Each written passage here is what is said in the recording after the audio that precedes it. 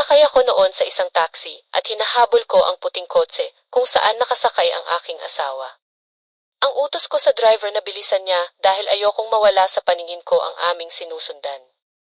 Simula Maynila hanggang Batangas ay walang tigil ang aming paghahabol dahil sa oras na iyon ay kasama ng aking asawa ang kanyang kabit sa loob ng kotse. Ilang buwan na rin na napapansin kong tila lumalamig sa akin ang aking misis. Hindi na niya ako nilalambing pagdating niya sa bahay, kakain, manonood ng sihi, tapos matutulog na. At ang pinakamasakit, kapag hinahalikan o nilalambing ko siya, paulit-ulit niya akong tinatanggihan at palaging sinasabi na siya ay pagod. Dahil doon ay nagkaroon ako ng sarili kong investigasyon. Nalaman ko na may ibang ang kinakalantari ang misis ko. Hindi ko nga lamang makasuhan pa dahil wala pa akong sapat na ebidensya para gawin iyon. Walang kaalam-alam ang aking asawa na sinusubaybayan ko siya at habang lumilipas ang mga araw mas lalo kong nararamdaman ang pait at sakit ng ginagawa niyang panloloko sa akin. Minsan sa mga oras na hindi ko na kaya, naiisip ko talaga na paano kung patayin ko na lang siya para matapos na ang aking problema, pero mas nananaig ang takot ko sa lumikha kaya napipigilan ko pa rin ang sarili ko sa paggawa ng hindi mabuti. Manong, dalian mo, sundin mo, baka makawala, malakas kong sabi sa driver nang makita kong mas binilisan ng sinusundan namin ang pagpapatakbo at lumiko ito sa isang saang daan. Madilim sa bahaging iyon, bihira kasi ang mga posting may ilaw, bako-bako na ang daang aming dinadaanan. Pinagmasdan ko ang paligid at nakita kong ilan lamang din ang mga kabahayan. Napangisi ako sa pagkakataong iyon dahil ang galing magtago ng asawa ko. Akalain mo ba namang makakaabot kami ng Batangas tapos ay dadalhin kami sa isang liblib na lugar na hindi ko matanto kung lugar pa ba ng tao iyon o papunta na kami sa impyerno? Sobrang nakakatakot, siguro dala lamang iyon ng kalaliman ng gabi kung kaya nagmumukhang abandonadong lugar ang bawat kalsadang aming nadadaanan.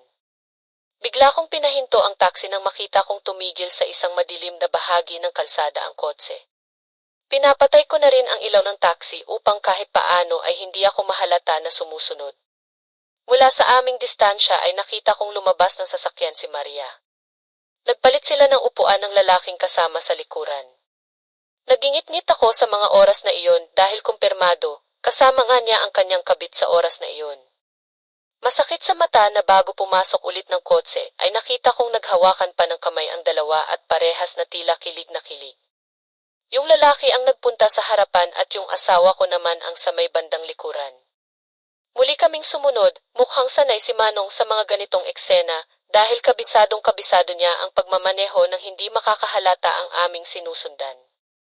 Ilang minuto lang ang nakaraan ay bumungad kami sa isang lugar na kung saan ay may mga nakasabit na banderitas. Abalang-abala ang mga tao sa pagdiriwang, maski gabi na may mga kalalakihang nagbubuhat ng mga mahahabang lamisang punong-puno ng mga nakalatag na dahon ng saging. May ilang mga mesa na din na may nakalagay na nakatay na hayop.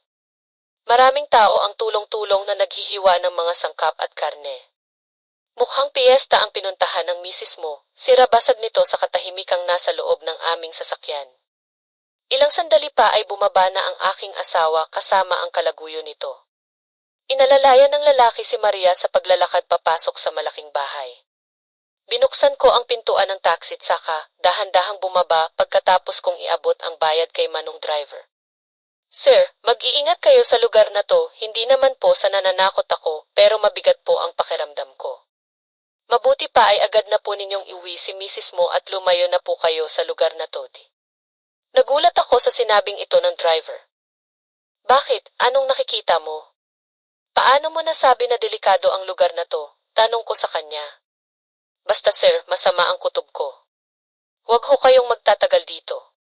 Sige na ho at aalis na ako, mag-ingat po kayo. Yun lang at pinaharurot na nito ang kanyang sasakyan paalis sa baryong iyon na pinaghatsyan niya sa akin. Sakto namang paglingon ko ay nakita kong lumabas sa isang bahay ang isang matandang babae. May nakita akong nakasabit na karatula sa tapat ng bahay nito na isa itong nirerentahang kwarto. Katabi lang halos yun ang bahay na pinuntahan ng aking asawa. Agad kong nilapitan ang matanda at tinanong kung mayroon pa nga bang paupahang bahay na bakante. Tumango ang matanda at isang malapad na ngiti ang agad na isinalubong niya sa akin. Sa halagang 500 ay pinatuloy na niya ako sa isang maliit na kubo. Bago pa naman iyon at malinis, may maliit itong kusina, sala at kwarto. Sabi ng matanda ay tuwing kapistahan lamang daw nila sadyang pinapaupahan ang kubong iyon para sa mga dayo na nakikipiesta. Pagkatapos kong mabayaran ang matanda ay iniwan na niya sa akin ang susi ng bahay kubo. Pumasok na ako sa loob. Pagpasok ko sa silid ay nakita kong tanaw ko mula sa bintana ang bahay na tinuluyan ng aking misis kasama ang kanyang kalaguyong lalaki. Medyo malamlam ang ilaw sa bahaging iyon, isa-isa kong sinisino ang mga taong nakaupo, ngunit hindi ko makita kung nasaan si Maria. Hanggang sa ilang minuto pa ay nakita kong nagsindi sila ng mga suo na nakatusok sa lupa. Lumiwanag ang lugar dahil doon, mas napagmasdan kong maigi ang paligid ng malaking bahay na iyon. Nakita kong seryosong nakaupo si Maria sa isang mahabang bangko na gawa sa kawayan, kulay asul ang upuang iyon. Kitang-kita ako kung gaano kasaya ang mukha ng aking asawa habang katabi sa upuang iyon ang lalaking ipinalit niya sa akin. Pero kapag kasama ko si Maria ay hindi ko siya madalas makitang ngumiti. Iginala ko ang aking paningin sa paligid, sa likod ng bahay ay nyugan at walang bahay na nakatayo. Samantala ang bahay ay parang estilo noong panahon ng Kastila, sa palagay ko ay naging tirahan iyon ng mga maharlikang tao nung panahong iyon, luma na pero maganda pa. Natigilan ako sa aking pagmamatsyag nang marinig ang tawag mula sa labas ng kubo. Nang buksan ko ang pinto ay nakita kong nakatayo doon ang may-ari ng paupahan at may bitbit na kape, inalok niya iyon sa akin. Nako, salamat na sa kape, nakangiti kong sabi sa kanya. Kinuha ko na rin ang pagkakataong iyon upang tanungin sa kanya kung anong okasyon ang pinaghahandaan sa baryong iyon. Ang sabi niya ay kapiestahan ang kanilang pagdiriwang. Siyempre tinanong ko kung anong klaseng pista iyon pero hindi niya ako kaagad sinagot. Nang matapos akong magkape ay saka lamang siya muling nagsalita at ipinahayag niya sa akin ang tungkol sa kanilang piyesta. Sinasabi niya na tradisyon nila taon-taon ang pagkakatay ng madaming hayop at iyon ang inihahanda nilang pang-alay, tuloy ay handa na rin nila sa kanilang piyesta. Ang araw ng piyesta ay itinuturing na araw ng pagpupugay sa kanilang Diyos. Napalingon ako sa direksyong itinuturo ng kanyang daliri, itinuro niya ang isang tila ginawang bulwagan sa malawak na bakura ng kanyang kapitbahay. Napapalamutyan ito ng mga makukulay na banderitas at parang may ginawang entablado sa gitna kung saan nakalagay ang isang mahabang mesa at sa dulo nun ay nakatayo ang isang malaking krus na nakabaliktad at sa gilid nun ay may nakatayong estatwa ng isang nakakatakot na nilalang. Ang katawan nun ay wangis na isang matipuno at may malaking pangangatawan ng isang lalaki, ngunit ang ulo ay parang asong lobo na may matutulis na pangil. Kakaibang anyo nun dahil may mahahaba rin itong sungay sa ulo. Nangilabot ako sa kakaibang anyo ng nilalang na iyon, noon na parang isang demonyo. Doon ko naisip na baka masasama silang nilalang dahil sumasamba sila sa ganung uri ng nilalang. Bigla akong kinabahan para sa kaligtasan ko at ng aking asawa. Ang galit ko sa aking asawa ay pansamantalang napalitan ng pag-aalala. Mukhang maling piyesta nga ang ipinagdiriwang sa baryong iyon. Wala akong maisip na maganda sa mga nakikita ko, lalo't alam ko nang hindi tunay na Diyos ang kanilang sinasamba. Alam kong mga taong kasapi lang ng isang kulto ang gumagawa ng mga bagay na iyon, kung hindi kulto ang mga naninirahan doon maaaring grupo sila ng mga aswang na nagkukubli sa isang tagong baryo. Natakot ako dahil baka tulad ng mga nababalitaan ko ay kaya nilang pumatay at kumain ng tao. Napansin ng matandang babae ang aking pananahimik, narinig ko ang mahina niyang pagtawa pagkatapos marahil ay nakita niya ang takot sa aking mukha, kaya bigla niyang itinuloy ang kanyang kwento. Ayon nga dito ay masaya raw ang piyesta sa kanila at walang dapat ikatakot dahil mababait ang mga taong naninirahan sa kanilang barangay. Taon-taon ay may isang magandang palabas silang isinasagawa at magandang panoorin iyon, mag-enjoy ka iho, tandang-tanda ko pang sinabi ng matandang iyon. Pero hindi naman gumaan ang loob ko sa mga pahayag niyang iyon, kasi sinundan naman niya agad ng mga salitang kailangan daw ay malakas at matibay ang loob ng sinumang manonood ng palabas. Ang pagdiriwang ay isinasagawa upang pasalamatan umano ang kanilang Diyos sa masaganang pag-aani nila ng mga kopra at palay. Nagpaalam na ito sa akin pagkatapos habang tinitingnan ko ang mata papalayo, napatingin ako sa tasa ng kanyang hawak. Bigla akong kinilabutan dahil naisip ko na baka may pampatulog ang ipinainom niya sa akin o kaya naman ay mailason. Natakot ako na baka ako ang gawin nilang alay, Ngunit mas kinilaban ako ng masagi sa isip ko na baka yung asawa ko din ang gawin nilang alay. Ganon kasi yung napapanood ko minsan sa sinehan, mga babae ang karaniwang iniaalay sa mga Diyos-Diyosan at mga demonyo. Sa isiping iyon ay halos takbuhin ko na ang bintana ng aking silid upang tingnan ang kalagayan ng aking asawa. Ngunit nabwisit ako nang makita kong ang lawak-lawak ng kanyang pagkakangiti habang nakikipagharutan sa katabi niyang lalaki. May pahaplos pa halos ang asawa ko sa binti ng lalaking iyon. Muli akong nakaramdam ng inis at galit. Gusto kong lapitan na ang lalaking iyon para bugbugin, ngunit pinigil ko ang aking sarili. Kahit matindi ang galit ko sa aking asawa ay hindi ko magagawang pagbuhatan siya ng kamay. Bigla akong natigilan nang may makita akong isang lalaki na nasa bubong ng malaking bahay. Nakaupo iyon doon at tahimik na nakatanaw sa buwan.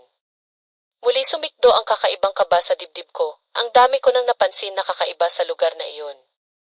Gusto ko nang hilahin si Maria para umuwi, ngunit hindi ko alam kung paano iyon gagawin. Aaminin ko Kuya Chris na talagang natakot ako lalo na at hindi ko kabisado ang lugar.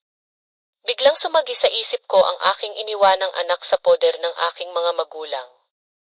Ayokong may masamang mangyari sa amin ng aking asawa dahil magiging kawawa ang aming anak. Maya-maya pa ay tumayo na ang lalaki sa tabi ni Maria at lumapit ito sa isa pang lalaki na siyang nagmamaneho kanina ng puting kotse. Sa palagay ko'y taga rito ang lalaking iyon na binulungan pa ng kabit ng aking asawa. Nagtawanan sila at saka sumulyap sa gawin ng kinaupuan ni Maria. Kumaway pa ang aking asawa sa dalawang lalaki sa kabilang lamesa. May mga nagsisidatingan ng mga tao sa paligid, naokupa na rin ang mga nakapalibot na upuan sa may bulwagan, para iyong estilo na upuang gawa sa kawayan at mga kahoy na may itaas at may ibaba. Nagdesisyon ako na manood at upang makalapit na rin sa aking asawa. Nagsuot ako ng isang sombrerong itim upang hindi nila ako kaagad na mapansin.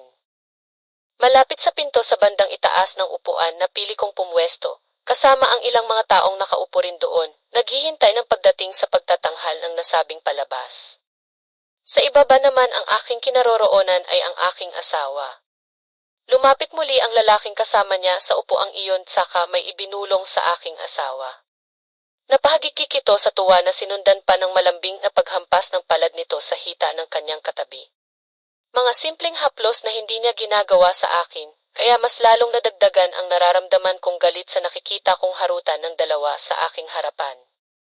Hindi nito namamalayang ang nasa itaas lamang ako ng upuan at malayang nakikita ang lahat ng mga ikinikilos niya. Ilang saglit pa ay umalingaw-ngaw na sa loob ng bulwagan ang tunog ng isang malakas na gong, hudyat na iyon ang sinasabing palabas ng matandang babae. Pumasok ang isang lalaking nakamaskara ng ulo ng isang mabangis na lobo, may dalawang sungay ito sa noo. Sa likod nito ay nagtatago ang isang malaking pangangatawan ng isang lalaki, moreno at matangkad ang lalaking iyon. Maya-maya ay nagpalakpakan na ang mga manonood. Kasunod ng lalaking iyon ay pumasok na rin sa bulwagan ang mga lalaking nakahubad at mayroon ding suot na maskarang mukha ng iba't ibang mababangis na hayop. Ang sabi ng lalaking katabi ko, maski hindi ko naman tinatanong, ang mga hayop daw na iyon ay inirerepresenta nila. Dahan-dahang iyong inilapag sa mahabang lamesa kung saan nakatayo ang halimaw at ang baliktad na krus. Nang inalis iyon ay lumantad sa aming paningin ang isang babaeng nakasuot ng puting damit at sayang, wala itong malay at tila tulog na tulog, walang kamalay-malay sa nangyayari. Habang pinagmamasdan ko ang paligid ay napansin kong tila ako lamang ang naroroon na kinakabahan sa mga nangyayari. Ako lang ata ang nag-iisip ng hindi maganda, samantalang ang mga kasama kong naroon na nanonood din ay nag-i-enjoy sa palabas na hindi ko mawari kung para saan. Nagpalakpakan ang mga tao ng tuluyang may ayos na ang katawan ng babae sa lamesa. Lumapit ang lalaking may sungay, kinuha nito ang isang punyal na nakatusok sa bungo ng isang tao na hawak ng estatwang Diyos-Diyosan. Hindi ko kaagad napansin ang bagay na iyon ng pagmasdan ko mula sa malayo. Biglang nagsigawan ang mga tao. Dahil sa sobrang kaba ko ay bigla na rin akong napasigaw ng malakas. Tinakpan ko pa ng bahagya ang aking mata nang makita kung ano ang plano ng lalaking iyon sa babae. Nang sulyapan ko ang aking misis ay katulad ko din siya na bakas na ang takot sa kanyang mukha at nakita kong itinakip nito sa kanyang mukha ang dalawa nitong mga palad. Maging ang lalaking kalaguyo nito ay tila hindi rin batid kung ano ang magaganap sa gabing iyon. Hindi rin ito natingin sa mga nangyayari. Itinaas ng lalaking nakamaskara ang punyal at itinarak iyon sa katawan ng babaeng nakahiga. Nang muling itaas iyon ay nakita kong tumulo ang dugo sa kutsilyo. Halos mapasigaw ako sa nakita kong pagpaslang na ginawa ng lalaki. Nagkikikisay ang katawan ng babae at pagkatapos ay iniulat sa pangalawang pagkakataon ng pagtarak ng punyal sa katawan ng babae. Biglang pumaikot ang mga taong may suot ng maskara at sinayawan ng inaakalang bangkay na ng babae. Tila nagsasagawa sila ng ritual dahil sa mga inuusal nilang dasal na hindi ko maunawaan. Nakakatakot ang pangyayaring iyon, lalo na at masaganang tumutulo na ang pulang likido sa lamisang iyon. Maya-maya ang mga lalaking nakamaskara ay biglang pinagkaguluhan ng bangkay at sinahod ang dugong tumutulo mula rito. Kitang-kita ako kung paanong dinilaan at ninamnam ng mga iyon ang dugo ng babae. Muli kong narinig ang matandang lalaki na nagsalita na huwag raw kaming matakot dahil talagang nakatadhana raw ang babaeng iyon para kanilang ialay sa kanilang Panginoon. Bukal daw sa loob nito ang pagpayag sa gaganaping pagdiriwang. Bigla akong nakaramdam ng hilo at panghihina ng tuhod sa oras na iyon. Maya-maya ay nagsibabaan na ang mga taong nanonood at naiwan ang mga katulad kong dayo sa lugar. Nagkanya-kanya na sila ng pulot ng sariwang karne sa lamesa. Itinaas nila iyon at umusal ng orasyon habang nakatingin sa malaking buwan. Parang kinakausap nila ang buwan. Nang matapos iyon ay sinimulan nilang kainin ang mga hawak nilang sariwang karne. Doon na tila bumigay ang aking sikmura, nasusuka ako. Mabilis akong tumayo at bumaba upang mailabas ang sama ng aking pakiramdam. Hindi ako makapaniwala sa aking mga nakita. Maya-maya pa'y nagtanggal ng maskara ang lalaking nangunguna sa nasabing pag-aalay. Nakita kong ang lalaking iyon dahil ito rin ang napansin kong kausap ng kabit ng aking asawa at siya ring nagmamaneho ng kotse ng sinusundan kong sasakyan kanina. Hindi ko napigilan ang aking sarili dahil tila nalilito na ako sa mga nangyayari. Nang bumalik ako sa bulwagan ay napansin kong nakaakbay ang lalaking iyon sa aking asawa at nakahilig naman si Maria sa balikat nito. Agad ko silang nilapitan at sinuntok sa mukha ang lalaking iyon, agad na pumutok ang labi nito at dumugo. Ngunit bigla akong natigilan sa susunod ko pang pagsuntok nang bigla itong tumigil at umiyak na parang isang babae. Nanlaki ang mga mata ni Maria nang mapagsino ako. Yung atensyon ng mga tao ay sa amin na nakatuon at hindi na sa palabas sa bulwagang iyon. Tinanong niya ako kung bakit ako naroon at kung bakit ko sinaktan ang kanyang kasama. Sasagutin ko sana siya, ngunit bigla nitong inilabas ang panyo at dahan-dahang pinunasan ng dugong dumaloy sa labi ng kasama. Galit na galit ang aking asawa sa ginawa ko, hanggang doon raw ay dinala ko pa ang aking pagsiselos, hindi muna raw ako nagtanong bago raw ako manakit ng tao. Natigilan kaming tatlo at nagtinginan ng mapansing pinalilibutan na kami ng mga tao. Papalapit na rin sa amin ang mga lalaking may ulo ng hayop. Lumapit sa amin ang pinakapinuno ng pagdiriwang na iyon at siyang bida sa palabas. Lumapit ito sa lalaking inaakala kong karelasyon ng aking asawa. Inasa nun ang bibig ni Alex. Yun ang pangalan ng kalandian niyang lalaki. Nalaman ko at sinabi ng lalaking iyon na magkarelasyon sila ni Alex. Isang binabae ang pinagsiselosan ko. Nakaramdam ako ng pagkapahiya, lalo na nang sabihin ng lalaking nakamaskara na siya ang nag-imbita sa nobyo niyang si Alex at sa best friend nitong si Maria. Mga kasama, regalo na lang ninyo sila sa akin. Nang sabihin niyo ng lalaki ay kumalma ang mga taong nakapaligid sa amin. Nagsipagbalikan sila sa gitna ng bulwagan at itinuloy ang naudlot na ginagawa. Totoong hindi normal na mga tao lang ang mga naroon dahil tila biglang nag-iba ang anyo ng mga taong iyon sa aking paningin. Hindi ko alam kung namamalikmata lang ako sa mga oras na iyon pero parang tumalim ang kanilang mga mata. Mapupula rin iyon at napansin ko rin na ang dali lang sa mga itong nguyain ang sariwang karne na kanilang nilalantakan. Nakita ko yung matandang lalaki na katabi at kausap ko kanina. Naroon na siya sa entablado at pumulot din ng karne. Tumingin ito sa akin at mumiti. Napansin kong tila may malalaking ngipin o pangil ito sa bibig. Ang lugar na iyon, sigurado akong buok nga talaga ng mga aswang.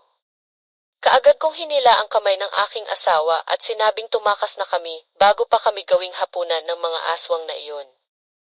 Halos kalagkarin ko ang aking asawa sa pagtakas namin, kasama si Alex na nag-iiyak dahil sa labis na pagsisisi sa pagdala nito sa lugar na iyon. Ngunit mabilis na nakasunod sa amin ang pinuno ng mga iyon at sinabing hindi raw naman nila kami sasaktan. Hindi ako nagtiwala sa kanila, lalo pa at pumatay na sila ng isang tao at tinikman ng mga ito ang kanyang dugo. Hindi malayong mangyari na kami na ang isusunod nilang patayin. Sinabi ko iyon sa kanila pero bigla silang nagtawanan. Mahigpit ang aking yakap sa aking asawa, si Alex naman ay sumiksik na rin sa aking likuran. Nakatingin na ulit sila sa amin, tapos na nilang kainin ang mga karne na hawak nila. Hindi namin kayo sasaktan kaya walang dahilan para matakot kayo sa amin. Ang napanood yung palabas ay bahagi lamang ng aming kinagis ng paniniwala. Isa kaming karaniwang mga aswang na hindi lubusang masama, pahayag ng lalaking karelasyon ni Alex. Hindi sasaktan. Pumatay kayo ng tao, malakas kong pahayag. Ipinaliwanag nito sa akin na ang kanilang alay ay buhay sapagkat isa lamang palabas ang kanilang tinanghal. Dugoom ano iyon ang pinatay na baboy? Ramo maya-maya pa ay tumayo ang babae sa ibabaw ng lamesa, yung alay kanina. Totoo ang sinasabi ng lalaking iyon, palabas lamang ang lahat. Ngunit maski ilang beses kong paniwalain ang aking sarili na hindi sila masasama ay natatakot pa rin ako sa posible nilang gawin sa amin. Ngunit ipinaliwanag sa amin ang nobyo ni Alex na totoong aswang sila at iyon ang nais niyang ipaalam kay Alex at inaasahan niyang matatanggap siya ng lalaking minamahal sa kabila ng kanyang tunay na katauhan. Mga aswang sila na piniling maging mabuti at manirahan sa isang liblib na baryo ng sama-sama. Hindi sila nabiktima at pumapatay ng tao, ang gusto lang nila ay kapayapaan at tahimik na pamumuhay. Bagamat hindi nagsasalita si Alex tungkol sa naging damdamin niya sa nobyo, ay inihatid na nila kami sa kotse na pagmamay-ari din pala ni Alex. Agad kong pinaharurot ang kotseng iyon dahil nag-alala ako na baka magbago ang kanilang isip na pauwiin pa kami. Makalipas ang ilang araw ay natanggap na ako sa pinag-aalayan kong trabaho at doon nagdesisyon si Maria na mag-resign at alagaan na lamang ang aming anak sa bahay. Hindi na namin alam kung ano ang naging takbo ng relasyon ni Alex at nung lalaki. Pagkagaling kasi namin doon sa baryong iyon ay nag-awol na si Alex sa trabaho at hindi na muli pang nagpakita sa aking asawa. Pagkatapos na nangyaring iyon ay nagkaayos kami ng aking asawa at nagdesisyong ayusin ang mga sarili namin alang-alang sa aming anak. Natuto na rin ang aking asawa at kailanman ay hindi na gumala na hindi ako kasama. Bago ko po tapusin ang aking kwento ay nais ko lang liwanagin na ang mga lugar na aking binanggit ay sadya kong pinalitan.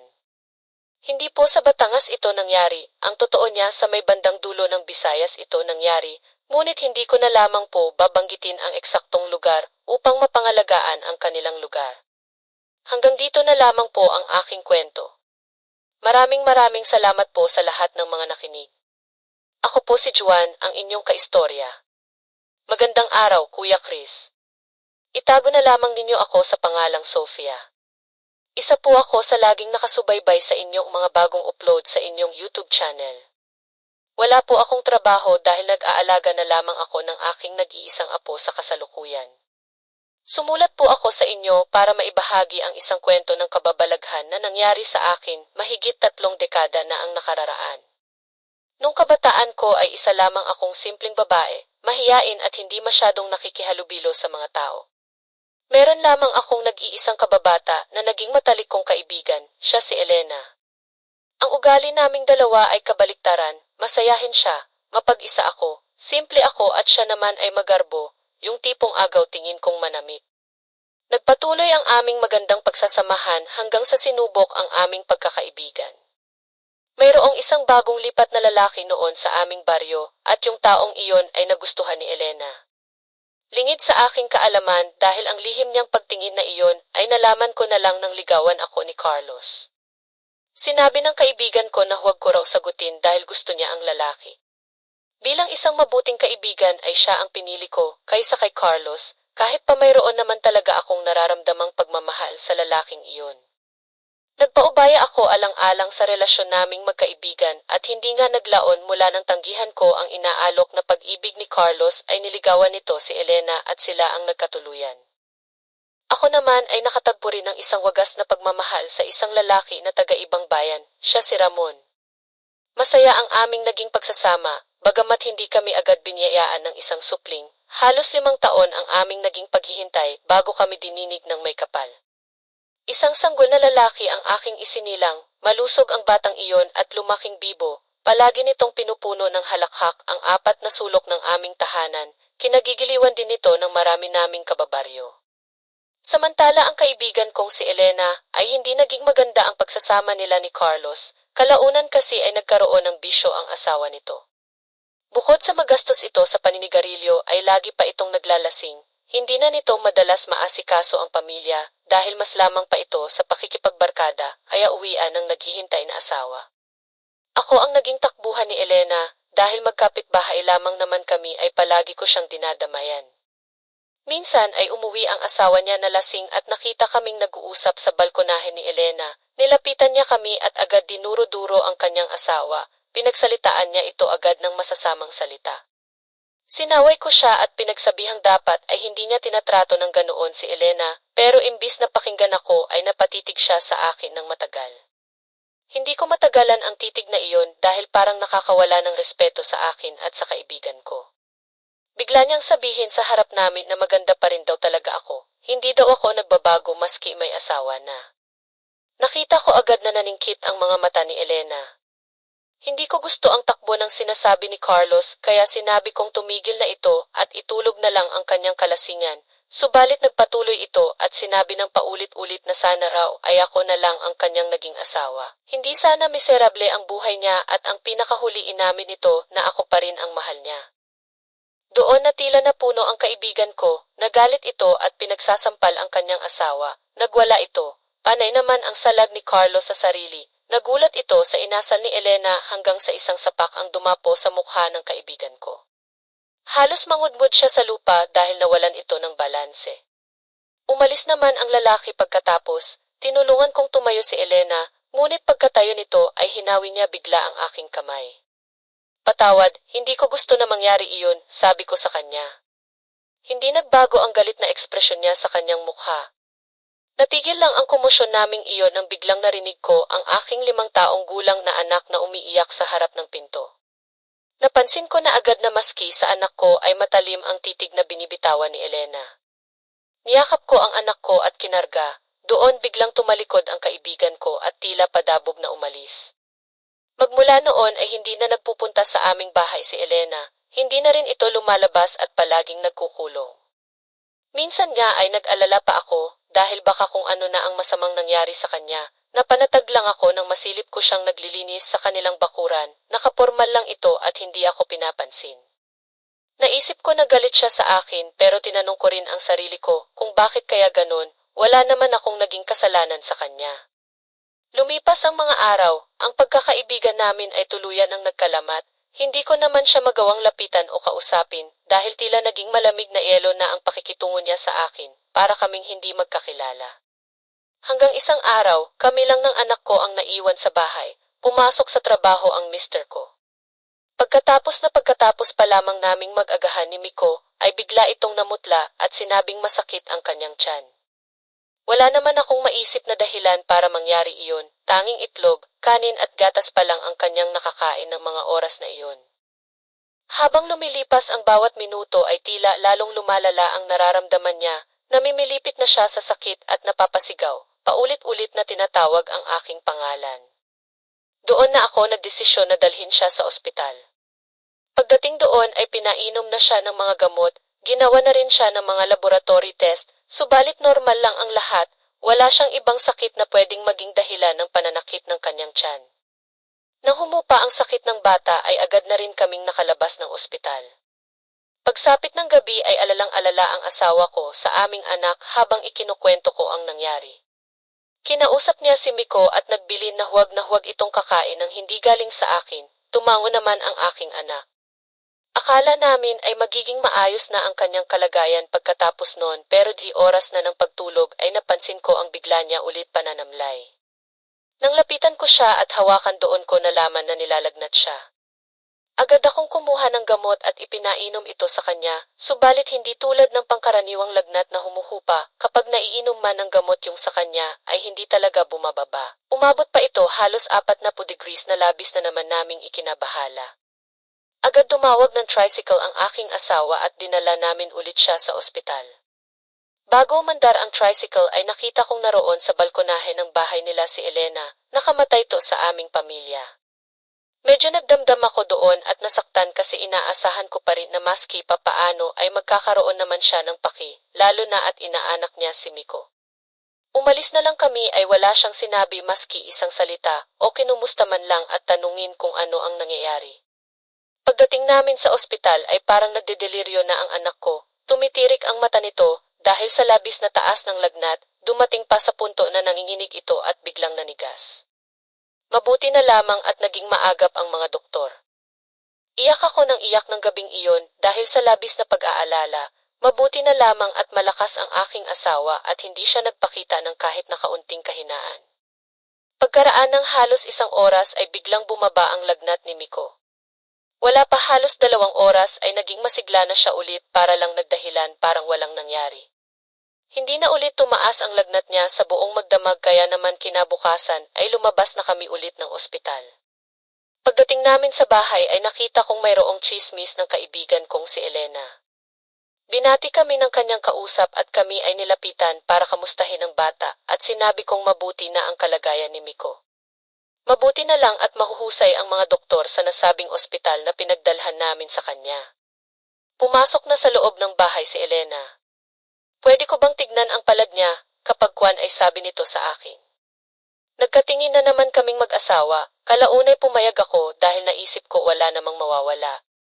Ang babae kasing iyon ay kilala na mahusay din namang hula, mula kasi ito sa pamilya ng mga albularyo. Ang lolo nito ay isang magaling at kilalang albularyo sa lugar namin.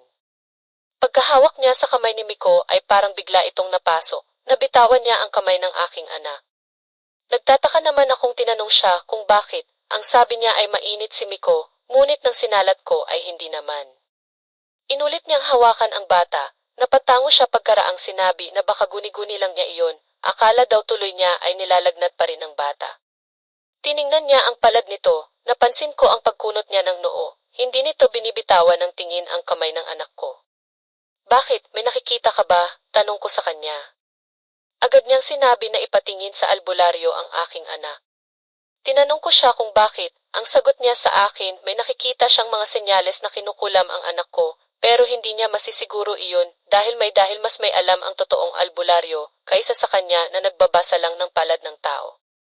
Wala namang mawawala kung papatingin niyo siya sa manggagamot, anya pa. Sa bagay ay tama naman siya. Walang mawawala dahil bukod sa mabilisan lang naman iyon, hindi tulad sa ospital na obserbahan pa ay wala ring babayaran. Agad kong kinausap ang aking asawa na gawin ang bagay na iyon. Ipapakausap na raw akong masyadong mag-alala at mag-iisip, baka ako naman ang magkasakit dahil doon.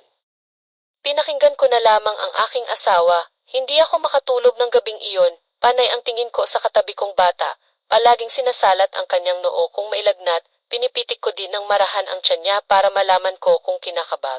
Hindi ko mapakali, nag-aalala ako ng labis dahil paano nga kung kinukulam talaga ang aming anak.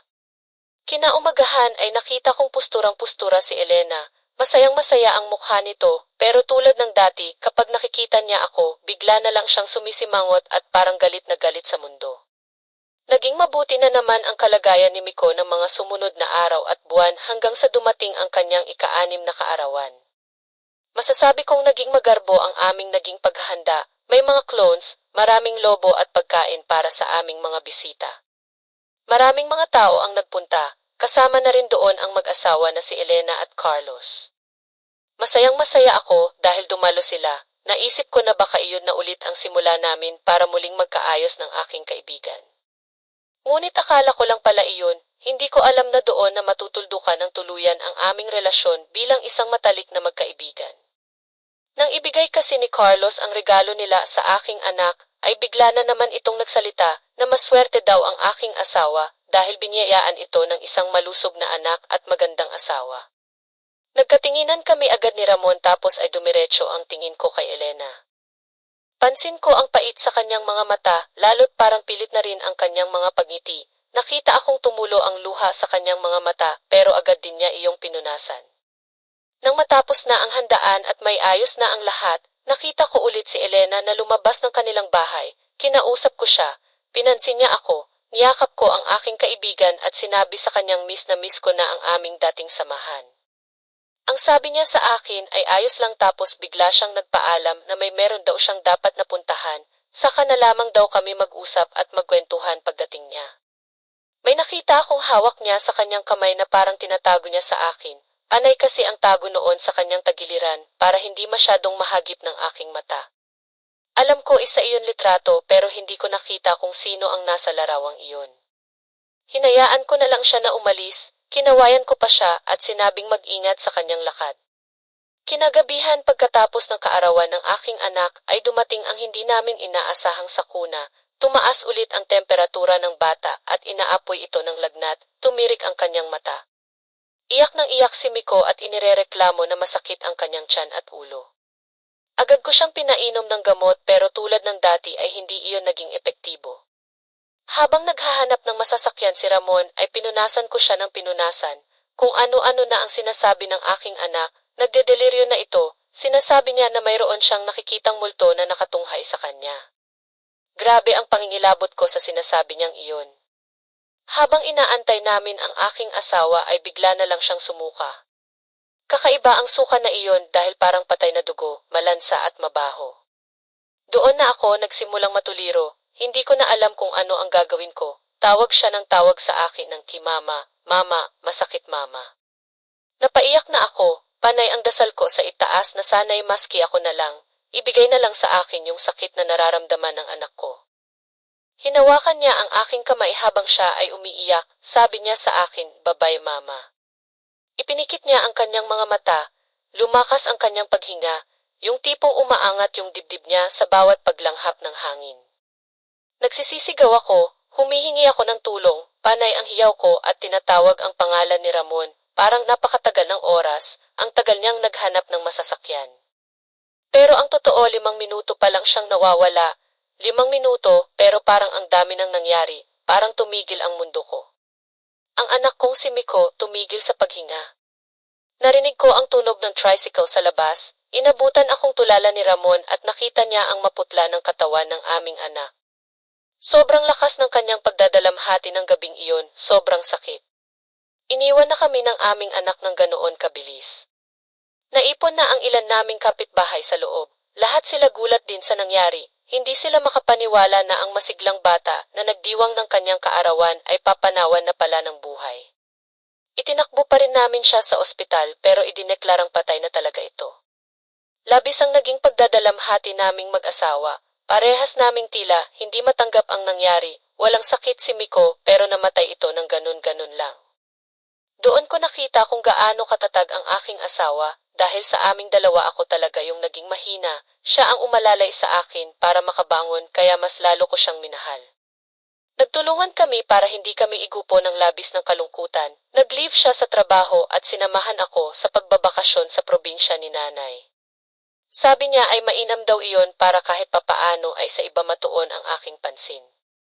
Sinamahan niya kami sa kanyang lugar sa Bicol. Tulad ng dati ay napakaganda talaga ng tanawin sa lugar na iyon, nakakagamot na ang kaluluwa, sinamahan pa ng mga mababait at masiyahin kong kamag-anak. Nakituloy kami sa kanyang kapatid, ilang araw ang lumipas ay may naging bisita sila, may ipinatawag pala silang albularyo at si nanay ang promotor. Gusto daw talaga ganitong malaman kung ano ang nangyari sa kanyang apo. Tiningnan ko si Ramon at inalam ang kanyang damdamin doon, tumango siya at sinabing wala daw problema. Noong pagkakataon pala na iyon, bagamat hindi naniniwala ay may kutob na rin siya na may kakaibang nangyari sa aming anak.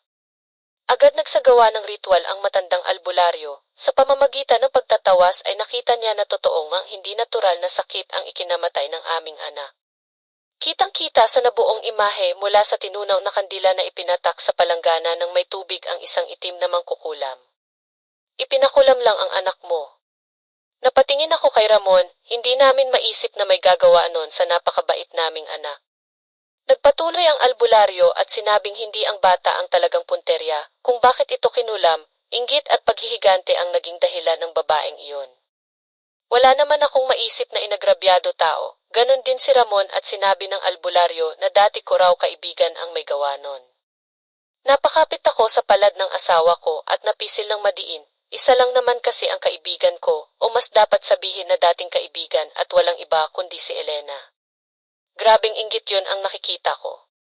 Umiyak ako sa pagkakataong iyon, wala akong naging pagkakasala sa dati kong kaibigan. Lahat ng pabor ay alam kong ibinigay ko sa kanya, lalo na ang tungkol kay Carlos. Aaminin ko na nung dalaga pa kami at nanligaw sa akin ang lalaking iyon ay gusto ko siya pero dahil may pagtingin sa kanya si Elena at hiniling nito na sa kanya na lang si Carlos ay pinagbigyan ko pero hindi ko pinanghinayangan iyon lalo na at nakita ko ang malaking kaibahan nila ng asawa kong si Ramon. Selos at inggit, nagsiselos siya dahil hanggang sa ngayon ay ikaw pa rin ang tinitingnan ng asawa niya. Naiinggit din siya dahil masaya ka at kumpleto ang pamilya mo samantalang siya tingin niya sa sarili niya ay napag-iwanan na kaya anak mo ang pinakulam niya dahil maaaring iniisip niya na doon masisira ang buhay mo at ng asawa mo. Yun nga marahil ang dahilan. Naniwala ako sa albularyo dahil unang-una ay wala naman akong ikinuwento sa kanya tungkol sa naging buhay ng kaibigan ko. Pero siya talaga ang pinatutungkulan ng manggagamot. Mag-iingat ka, alam mo bang nakikita ko na hindi siya titigil hanggat hindi ka nasisira. Ganun po ba talaga kalaki ang naging galit niya sa akin para maging anak ko ang hingi niyang kabayaran? Tanong ko sa albularyo at sinabi niya sa akin na wala na talaga sa matinong pag-iisip ang isang taong sarado na ang utak dahil sa inggit. Kailangan mong mag-ingat lalo na sa kalagayan mo ngayon. Napatingin kami sa mukha ng albularyo nang sabihin niya iyon, may kung ano sa puso ko at biglang bumilis ang pagtibok nito. Sinabi na nga niya ang isang malaking sorpresa na dumating sa aming mag-asawa, buntis ka. Paulit-ulit iyon na umalingaw-ngao sa aking tenga, muli akong napahagulgol ng iyak hindi dahil sa lungkot kundi dahil sa labis na saya. Dahil sa nalaman namin na iyon ay tinanong na namin sa albularyo ang mga dapat naming gawin para hindi na maulit ang nangyari sa amin at kay Miko. Kailangan daw naming mapalayas ang babaeng iyon at nang hindi na niya kami masubaybayan at mabantayan pero napaisip din ako kung paano namin gagawin iyon. Malabo na sabihin lang namin na papalayas namin sila dahil pinakang ni Elena ang aking anak. Alam kong hindi kami aayon ng batas. May iba pa raw paraan ang sabi ng albularyo. Kailangan lang namin ng bungo ng isang unggoy. Nagkataon naman na may namatay na alagang unggoy sa kapitbahay nila nanay. Binili namin iyon at ibinigay sa albularyo. Nilaslas ng matanda ang mga laman at kinuha na nga ang bungo. Pinatuyo niya iyon sa araw. Naghintay pa kami ng ilang araw. Ayon sa albularyo ay inalagaan niya sa dasal o orasyon ang bungong iyon. Ang gawin lang naming mag-asawa ay ibaon ito sa lupa nila Elena. Kung totoong ito ang nagpakulam lalayas ang mga iyon at lilipat ng ibang lugar. Nang ayos na ang lahat ay umuwi na kami ng aking asawa at ina. Pagdating pa lang namin sa lugar ay agad na akong sinalubong ng ahas kong kaibigan. Ngiting-ngiti ito na anim mo'y walang nangyari sa pagitan naming dalawa. Kung hindi ko nga lang alam ang kanyang ginawa ay iisipin kong babalik na kami sa dati. Pero hindi na mangyayari iyon dahil ayoko na sa tulad niyang traidor.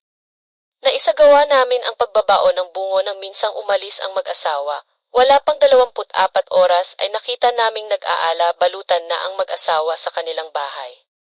Sa hindi malamang dahilan ay umalis sila at lumipat sa ibang lugar. Walang makapagsabi maging ang aming mga kapitbahay na tsismosa kung ano ang nakaang dalawa at biglang nagdesisyon na umalis.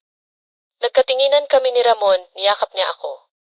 Magmula noon ay natahimik na kaming mag-asawa, mas naging maayos at maganda ang aming pagsasama, lumaking malusog din ang aming naging anak na si Caleb.